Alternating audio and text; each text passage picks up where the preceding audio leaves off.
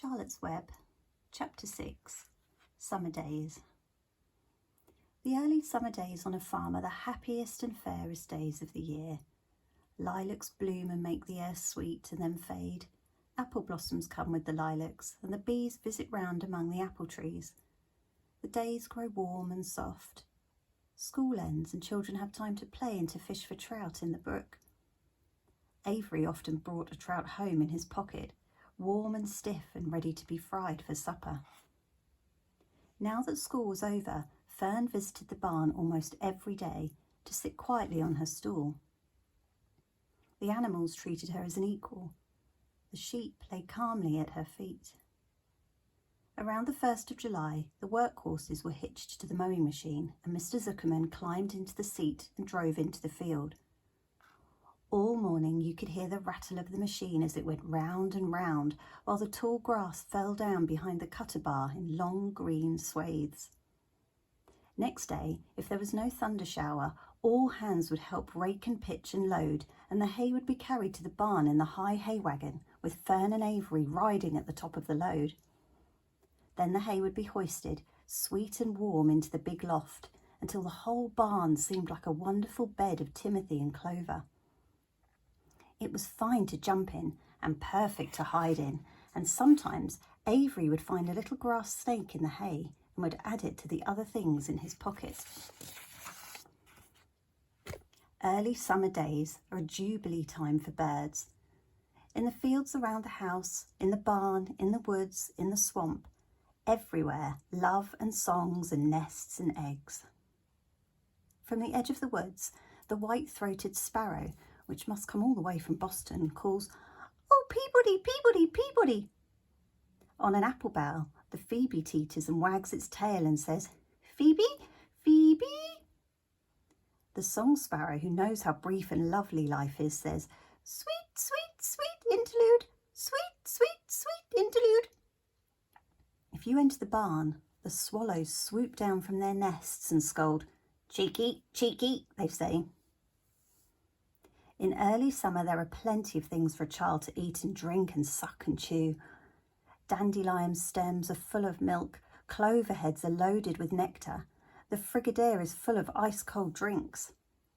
Everywhere you look is life. Even the little ball of spit on the weed stalk, if you poke it apart, has a green worm inside it. And on the underside of the leaf of the potato vine are the bright orange eggs of the potato bug. It was on a day in early summer that the goose eggs hatched. This was an important event in the barn cellar. Fern was there, sitting on her stool when it happened. Except for the goose herself, Charlotte was the first to know that the goslings had at last arrived. The goose knew a day in advance that they were coming. She could hear their weak voices calling from inside the egg. She knew that they were in a desperately cramped position inside the shell and were most anxious to break through and get out. So she sat quite still and talked less than usual. When the first gosling poked its grey-green head through the goose feathers and looked around, Charlotte spied it and made the announcement. "I am sure," she said, "that every one of us here will be gratified to learn that after 4 weeks of unremitting effort and patience on the part of our friend the goose, she now has something to show for it. The goslings have arrived. May I offer my sincere congratulations?" "Thank you, thank you, thank you," said the goose, nodding and bowing shamelessly. "Thank you," said the gander. "Congratulations," shouted Wilbur. "How many goslings are there? I can only see one." "There are 7," said the goose. "Fine," said Charlotte. 7 is a lucky number." "Luck had nothing to do with this," said the goose. "It was good management and hard work." At this point, Templeton showed his nose from his hiding place under Wilbur's trough. He glanced at Fern, then crept cautiously towards the goose, keeping close to the wall. Everyone watched him, for he was not well liked nor trusted. "Look," he began in his sharp voice. You say you have 7 goslings. There were 8 eggs. What happened to the other egg? Why didn't it hatch? It's a dud, I guess, said the goose. What are you going to do with it? Continued Templeton, his little round beady eyes fixed on the goose. You can have it, replied the goose. Roll it away and add it to that nasty collection of yours. Templeton had a habit of picking up unusual objects round the farm and storing them in his home. He saved everything. Certainly, said the gander. You may have the egg, but I'll tell you one thing, Templeton. If I ever catch you poking your ugly nose around our goslings, I'll give you the worst pounding a rat ever took. And the gander opened his strong wings and beat the air with them to show his power. He was strong and brave, but the truth is, both the goose and the gander were worried about Templeton, and with good reason. The rat had no morals, no conscience, no scruples, no consideration, no decency, no milk of rodent kindness, no compunctions, no higher feeling, no friendliness, no anything. He would kill a gosling if he could get away with it. The goose knew that. Everybody knew it.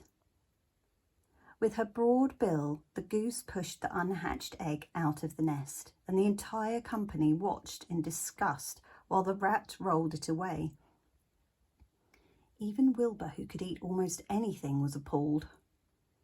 Imagine wanting a junky old rotten egg, he muttered. A rat is a rat, said Charlotte. She laughed a tinkling little laugh. But, my friends, if that ancient egg ever breaks, this barn will be untenable. What's that mean? Asked Wilbur.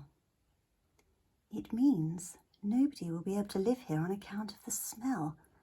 A rotten egg is a regular stink bomb.